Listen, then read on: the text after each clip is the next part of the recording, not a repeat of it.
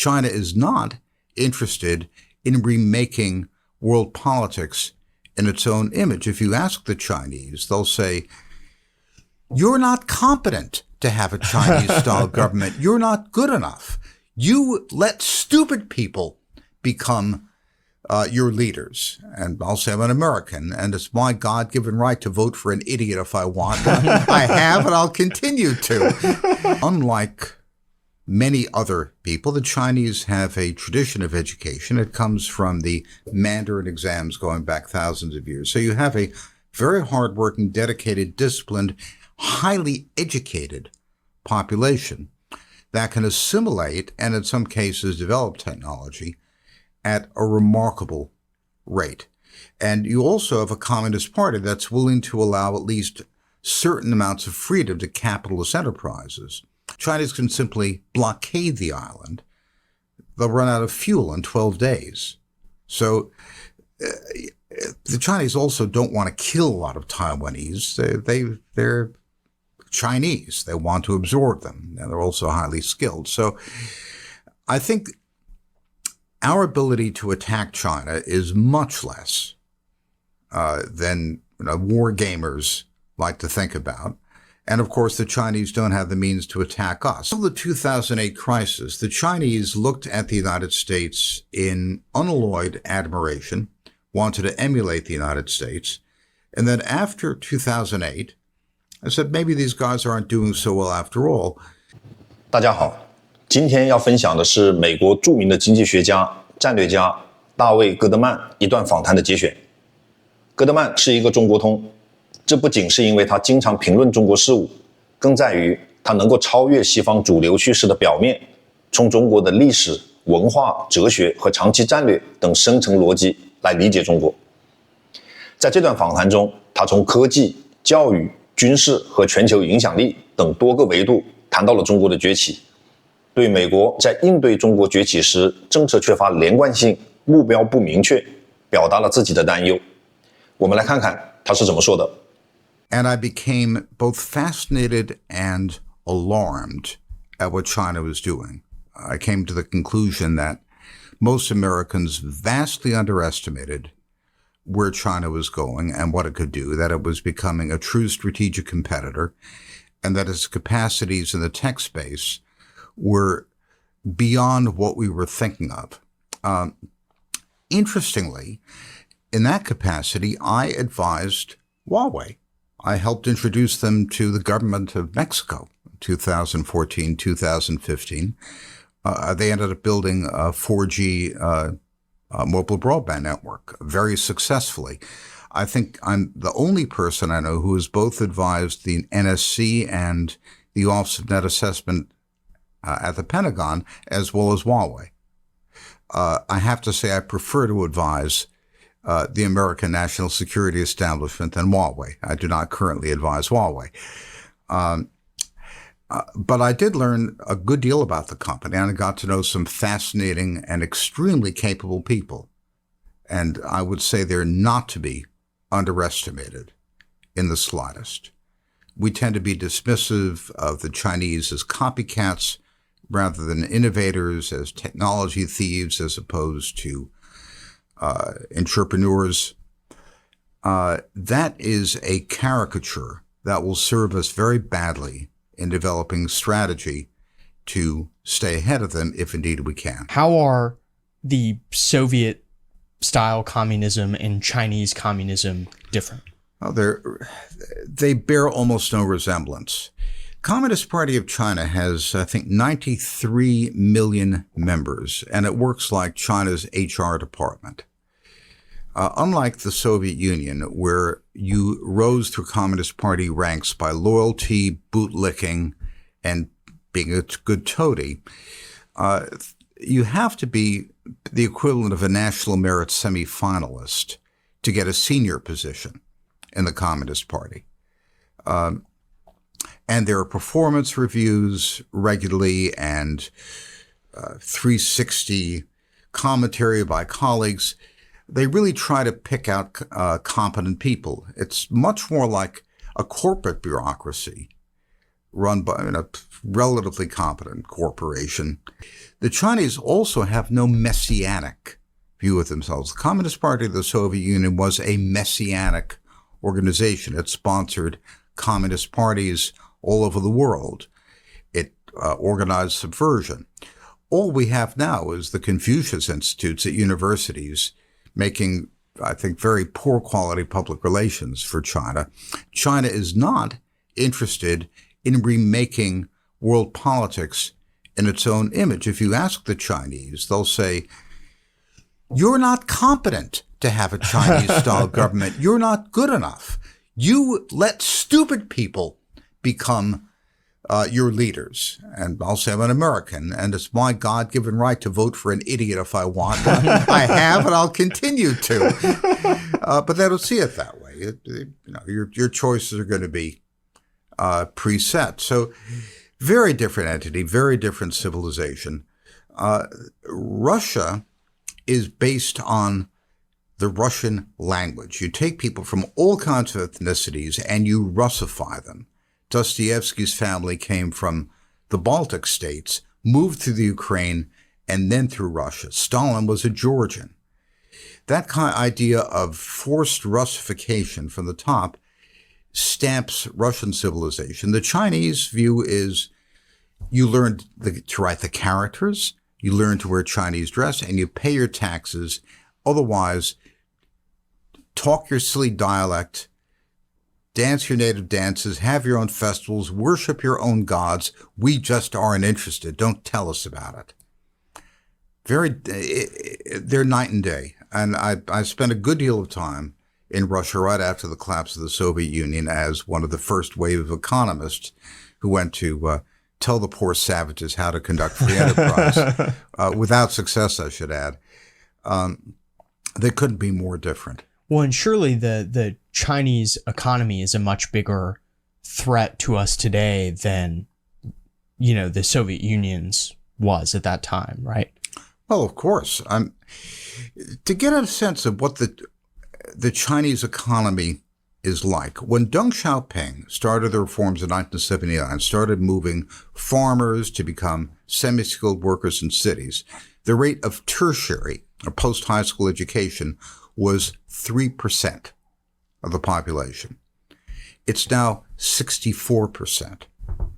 China graduates more engineers than the rest of the world put together. And if you believe the U.S. News ranking, China has about half the top spots in engineering schools around the world.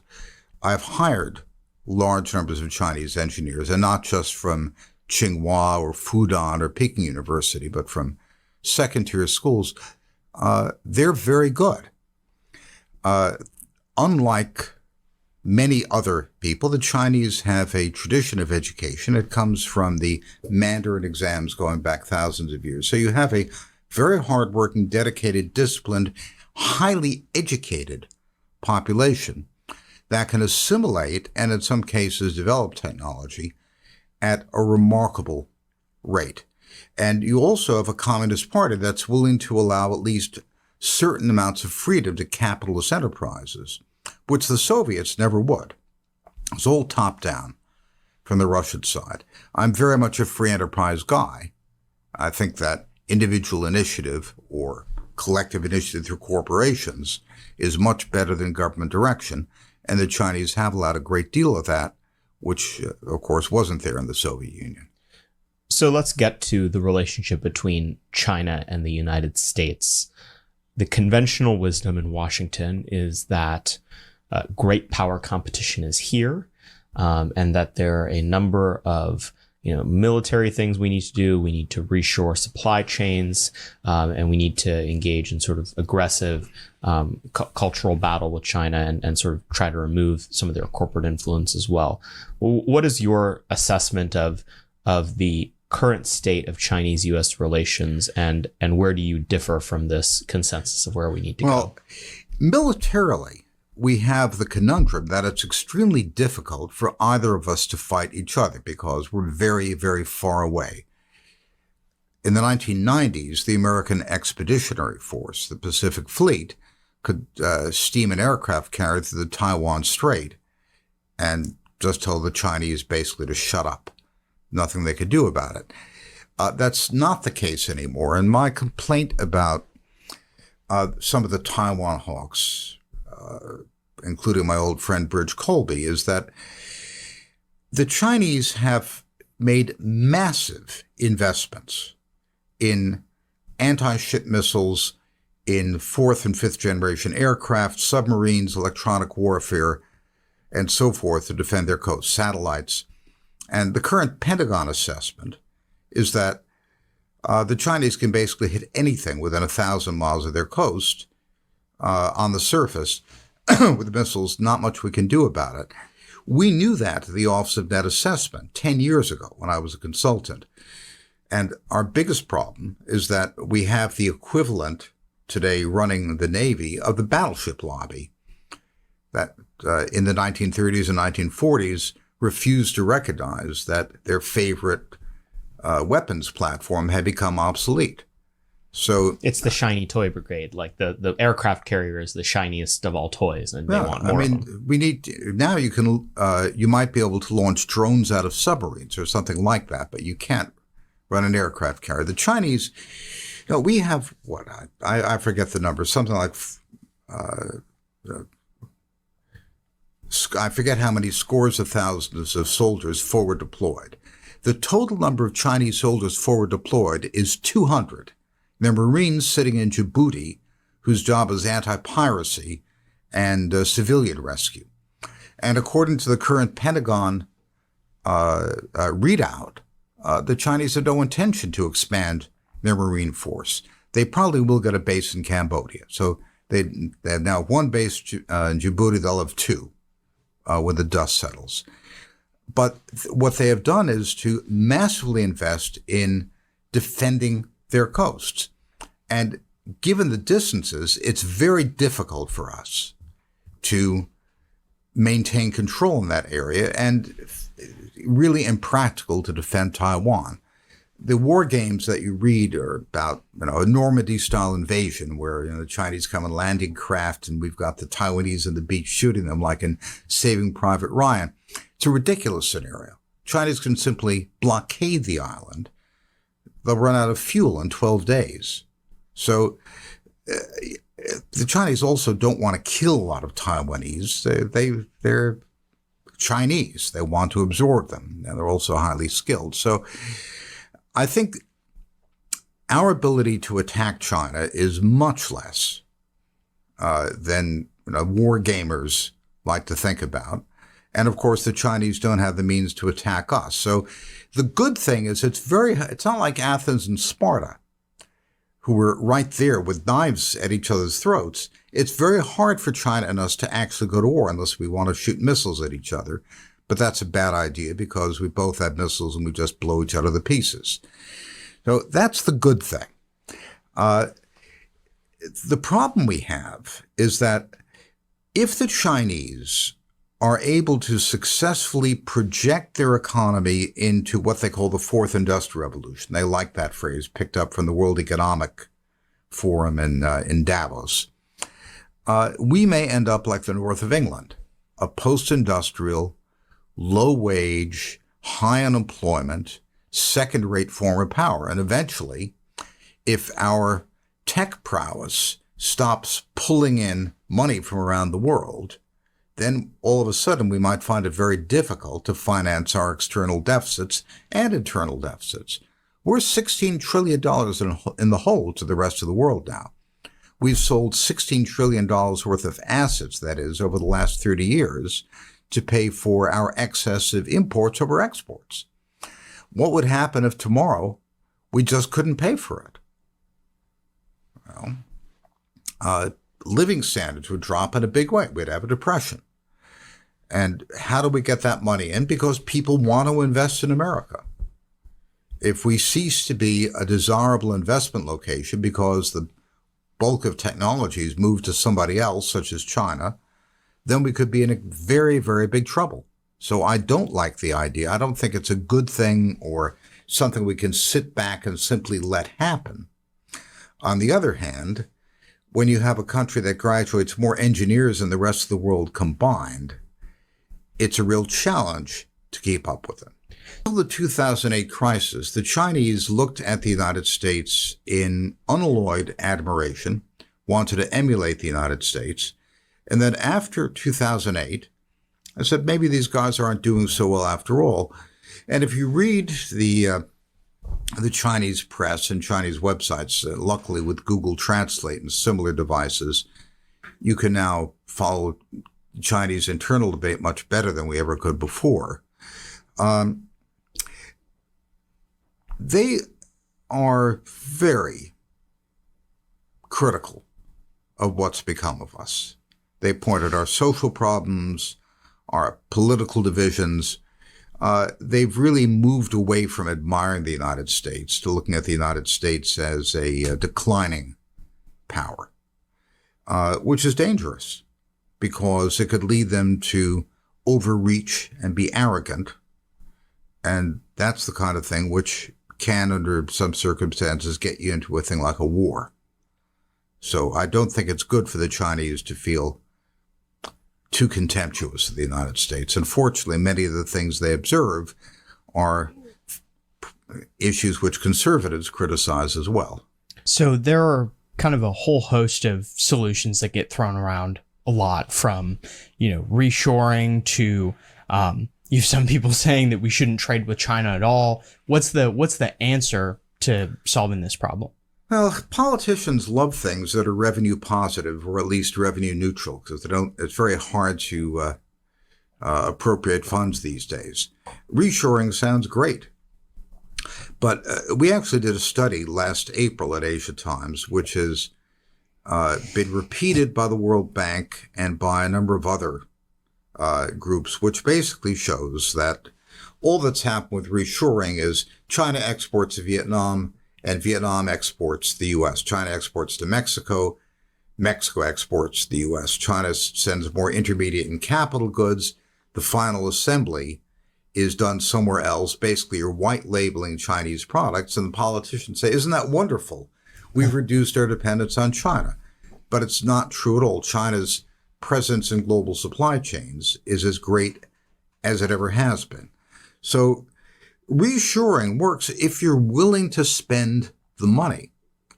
But we're talking about hundreds of billions of dollars of capital investment in industry and a lot more worker training and a lot more infrastructure. We have to make public and private investments, education infrastructure, and CapEx to reshore. Now, given how expensive it is and the fact that money is really tight, we do have a big budget deficit, we need to focus on those areas of excellence that we want to continue to dominate. And in my view, high-tech manufacturing should be critical. If China wants to send us, circuit boards to stick in refrigerators, I'm not particularly worried about it. You need to be really selective to make this work because we simply can't afford to do everything at once, not practically. Tariffs didn't work particularly well.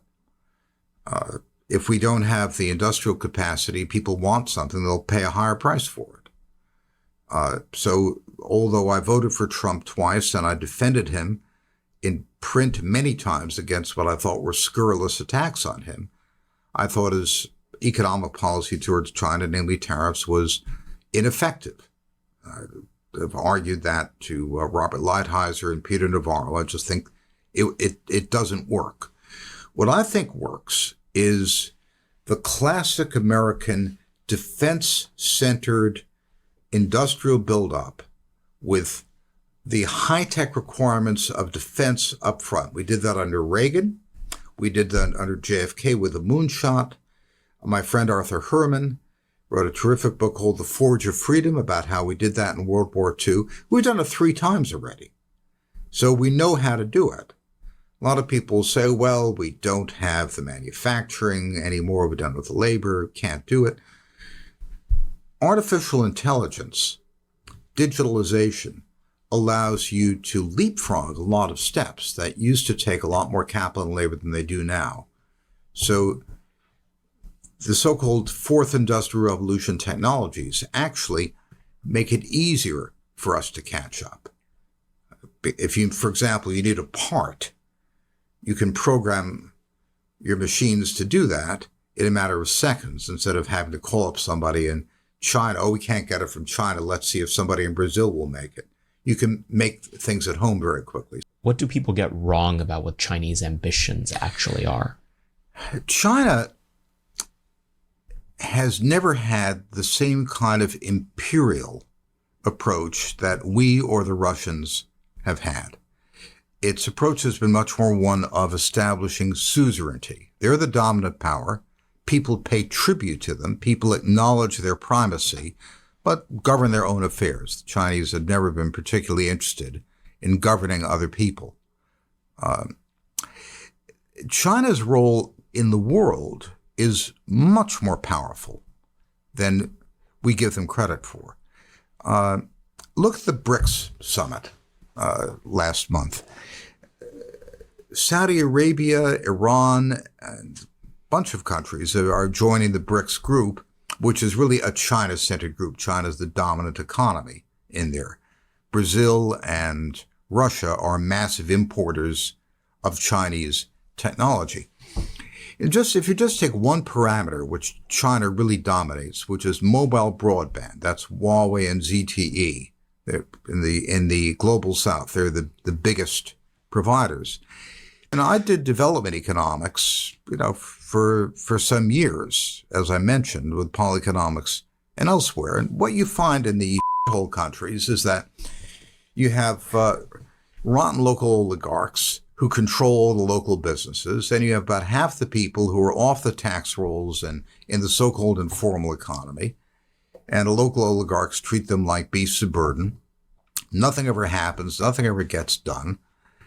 And the Chinese come in, and they don't have any claim on the local monopolies. They have to do something different that'll make money. So they build broadband.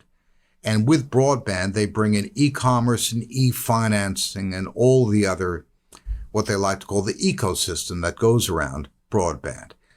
And what we observe, I'm running a study of this for Journal of American Affairs, which will be out in a few weeks.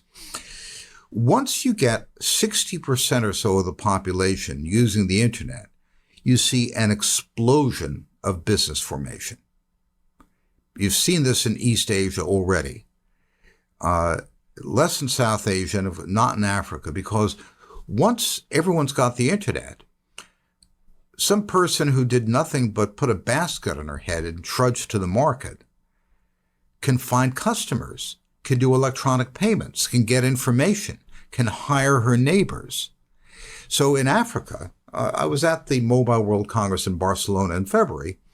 Huawei had a whole sort of half a football field of telecom company representatives from the global south. And I spoke to all of them. And there are Africans there saying, well, we've got to deal with Huawei. They give us all the location and payment information of smartphones, and they give us an AI algorithm. So that allows us to give microcredits to people because we know how much cash flow they have, and we know that they're actually going to the market.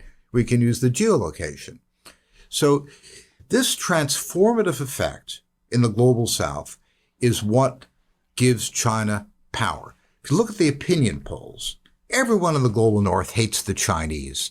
I don't like them much myself. But, 70, 80, 90% majorities, China's bad. You go to the global south, it's flipped around. Big majorities like the Chinese because in Indonesia or Brazil or South Africa or Nigeria, or Ghana, the experience people have with what the Chinese have brought to them is extremely positive. Not because the Chinese are altruists, it's because to make money in places that were already occupied by the nasty local oligarchs, they had to actually add some value, whether they liked it or not.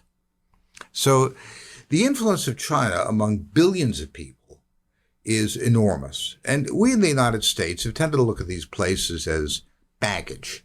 They're foreign aid places. We have to make room for them in Washington at the hotels once a year for the IMF and World Bank meetings, and in New York for the UN meetings, but we don't take them seriously.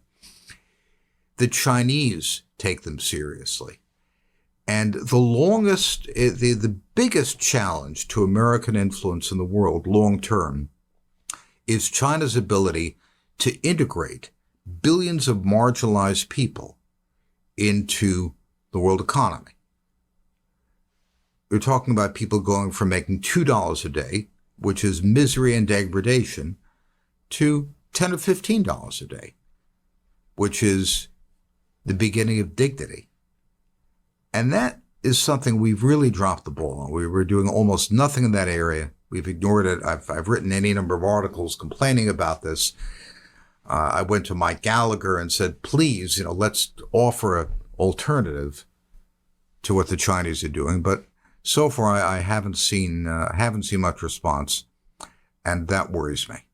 So the shiny object that American commentators will often fixate on in a environment like that BRICS summit is that there will be a new global reserve currency created out of a coalition of nations like that. Do you think that that is a present concern, or is that a red herring for understanding what's actually going on? It's not a present concern because the credit markets, the capital markets of those countries are too corrupt, opaque, and inefficient and illiquid to support a reserve currency. You try to do trade financing in a local currency anywhere in the world. I'm a banker, remember. You'll tear your hair out. You can pick up your smartphone app and send money to anybody in dollars anywhere in the world. There would be an enormous amount of work would have to be done to make trade financing and reserve financing efficient in local currencies. However, two things have happened in the past 2 years, two really big events which affect this. One is the Ukraine war and the sanctions, and the second is the coordinated tightening of monetary policy by Western central banks. The old adage is when the industrial countries get a cold, the developing world gets a flu. They're back of the line for credit. If credit gets tighter, things are tough for them. The Chinese have become very important lenders to the developing world, which has buffered many countries against what otherwise would be the effect of a coordinated credit squeeze. It's also the case that because of sanctions against Russia and other people, it's worthwhile to incur the higher transaction costs and other annoyances of dealing in local currencies. So that's given a huge push forward to the technology, to the banking relationships, and so forth. So yes, there is a challenge to the dollar in the long term. It's not a short-term issue because those markets are too backward, but we have seen for the first time that it's possible for this to happen in the future. And if we want the United States to be the dominant economic power and the dollar to be the dominant currency, the most important single thing is to make investments in the United States more attractive than other places. And that means improving our economy. Talking about earlier, our inability to fight a war, with China at great distance. And we did kind of skip over the fact of what should we do about Taiwan in particular? Look, Taiwan in the medium term is very simple. We all sign on to the one China policy, which basically means that Taiwan and Beijing have got to work out their arrangements. We do not play games which look like encouraging sovereignty. So, for example, having the Speaker of the House go to Taiwan from a diplomatic protocol standpoint is dancing close to the third rail because constitutionally, that's the number 3 in line to the presidency. So that gets the Chinese all upset. And the United States is playing coy, saying, well, of course, we're not quite crossing the third rail, but we're letting you know we could. We don't play those games. The Chinese are not going to invade Taiwan if they think that it will eventually fall into their laps like ripe fruit. So we continue to maintain low-key relations with Taiwan. We continue to send them a certain amount of armaments. but we basically maintain the status quo. What we should be doing militarily is figuring out how to shoot down hypersonic missiles and how to defeat drone swarms, how to deal with, 50 ballistic missiles coming at a carrier. Maybe we abandon the carrier, do something else. The problem I have is that, when Bridge Colby and other people worry about how many 150 millimeter shells we have to send Taiwan because of all the stuff we've given to Ukraine, I think that's just the wrong way to think about it entirely. You can't defend Taiwan with conventional military technology. What's the next generation of military technology that we should be using? How do we defeat drone swarms? How do we defeat hypersonics? We used to spend more than 1% of GDP, that's like $2.25 trillion a year, on the federal development budget. That means like building prototypes. Now it's 0.25%. That's the problem. I'm an old Reagan hawk.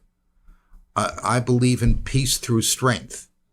The problem we've got now is provocation from weakness. Yeah. So I wrote a piece for Law and Liberties entitled Two Kinds of Détente. And I said, Nixon was right to pursue détente in the early 1970s because we couldn't win a war with the Russians in the Central Front. They were too powerful. So the right thing to do was pull back, stall for time, and build new kinds of weapons. That's what we did. We invented the digital age in weaponry. Smart weapons, the modern avionics, all these things came out of the 1970s and 1980s. And then we won the Cold War. I want to be militarily stronger than China. But I think a lot of what comes out of Washington is braggadocio from a military establishment that's been building the wrong kinds of weapons to fight a China that existed 20 years ago and is covering it. That's my reading of the quality of the debate. One of the things that people bring up time and time again when they're trying to say that there's threat inflation with regards to China is that their military is completely untested in a conventional warfare environment. Do you think that matters? Are all of their guns going to make a whoopee cushion sound the second they're shot on a battlefield? What's going to happen? That's a very difficult question. The Chinese, the People's Liberation Army, is like this character from a horror movie with a gigantic head and a spindly, tiny little body. The PLA as a land army is one of the worst trained, worst equipped armies in the world. It's a joke. The PLA spends, last I checked, I think $1,800 to equip a soldier. We spend about $20,000. Now, what's $1,800? It's a rifle, a helmet, and a pair of boots. Change of uniform. We also value each individual soldier much more highly. Well, true, but the Chinese don't seem to have done anything with their land army. They have a mediocre tank. They just don't have very much. They don't even have any ground attack aircraft. But the Chinese have a pure interceptor. We haven't built a pure interceptor since the Starfighter, I think, in the 1950s. It has no cannon. It's only there to defend the Chinese coast. And they've got 1,000 fourth and fifth generation planes. How good they are, we really don't know because we haven't fought them. I hope we don't find out how good they are. But we know that their missiles are extensive and they're very good. And they've got plenty of diesel electric subs, which make about as much noise as turning a light bulb on. So their capacity to defend their coast should not be underestimated. The rest of their army is backward, and that's a good thing because since they haven't built up much by the way of land forces, they don't have much sea lift capability, it does not look like they're planning to invade anyone. They've got, I think, total 30,000 Marines. Last I checked with the Pentagon sources. What do we have, including reserves? 180,000. They have 12,000 special forces. We have 75,000 special forces. So Chinese have not been putting money into the kind of things that would be the spearhead of foreign intervention. Not according to any source, including the Pentagon, that I've seen. They have invested massively in coastal defense, including electronic warfare, satellites, the whole kill chain. And that I would not underestimate. What's stopping them from blockading Taiwan now? I mean, is it primarily just knowing where, President Biden stands on Taiwan, or? Well, there would be terrible consequences if they blockaded Taiwan. We would blockade them. We might cut off their oil. Then they cut off oil to Japan or Taiwan, or Korea. This could escalate very nastily and be terrible for everybody.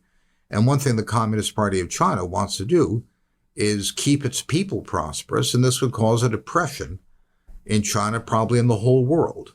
So the price they would pay for taking any kind of military action against Taiwan, and they have blockaded it for a day or so by running exercises, which are effectively a overnight blockade. But no real blockade, we'd make them pay a price, even though it would cost us. It would hurt everybody. So unless they feel they have to, I don't believe they'll want to pay that price. The trick for everybody is simply to leave that off the table and let us do what Reagan and, in fact, Jimmy Carter before him did, rebuild our military technology. I know that you have your preferred scenario as it relates to Taiwan, but what do you think is the most likely outcome over the next decade or so? Well, there's a terrific book published a couple of years ago by Admiral Stavridis called 2034 about a nuclear war that erupts over Taiwan. Nobody wins. The Indians end up mediating between the United States and China after we each destroy a number of each other's cities. So that could certainly happen. God forbid. And it's something to worry about. The most likely scenario is that we all back off, because when it comes down to it, if the Chinese are not poised to invade Taiwan, and I don't believe they would unless they felt we were about to push independence, there's no reason for us to take provocative action. We can both back off. It's not like Athens and Sparta.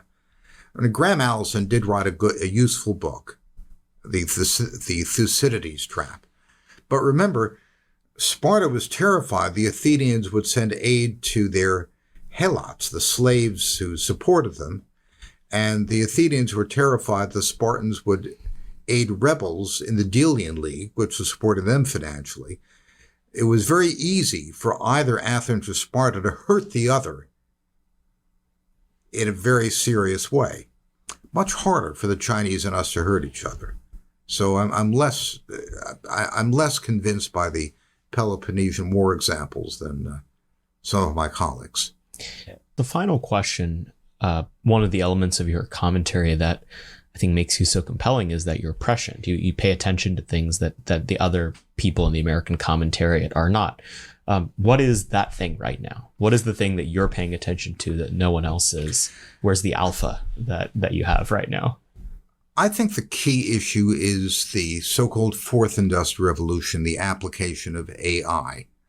I went to Shenzhen and spent 2 days interviewing Huawei executives about the details of what they're doing industry by industry, factories, mining, railroads, warehouses, ports. I visited the Tianjin port, which is one of the top 10 ports in the world, completely automated, run by AI algorithms directing giant cranes through 5G and autonomous vehicles. Just astonishing things. Now, these are early days yet. What we're seeing are advanced prototypes that have not yet been mass adopted, but they could be adopted very quickly, in which case China will be, without any question, the world's dominant industrial power. We have vastly underestimated what the Chinese are capable of.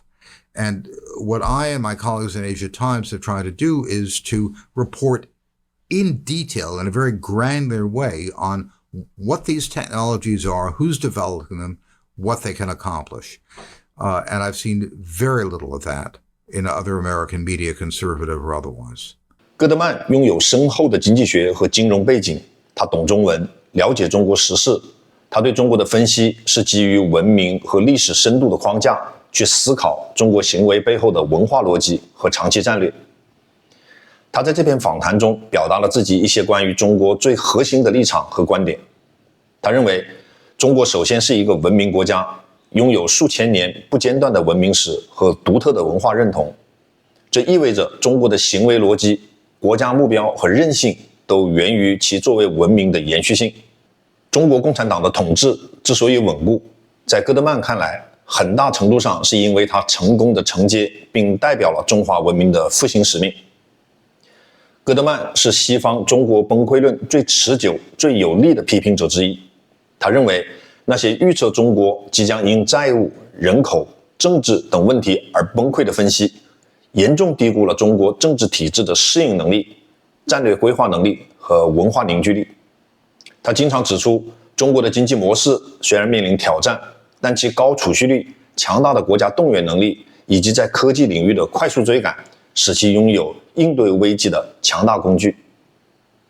戈德曼甚至认为，美国的政策制定者必须停止将中国视为一个仍在崛起过程中的国家，而应将其作为一个已经形成的平等的战略竞争对手来对待。低估中国的实力和决心是危险的。站在一个美国人的立场，他对中美关系的前景感到悲观。他认为，中美之间的竞争是结构性的、深层次的，是两种不同文明和治理模式之间的竞争，很难通过简单的谈判或政策调整来化解。他警告美国，必须正视这一挑战，并采取更坚决、更连贯的战略来应对，而不是抱有不切实际的幻想。